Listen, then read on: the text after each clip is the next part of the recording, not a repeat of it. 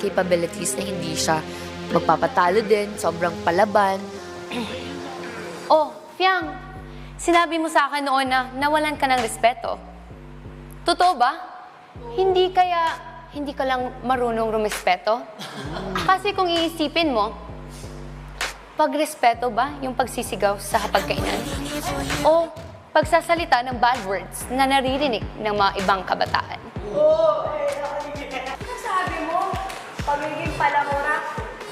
Sino bang mas ate sa atin ang nagbabad finger sa harap ng camera?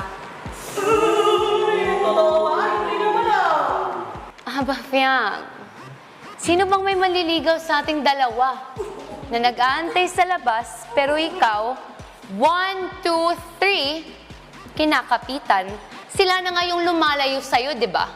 Pero bakit mo pinipilit yung sarili mo?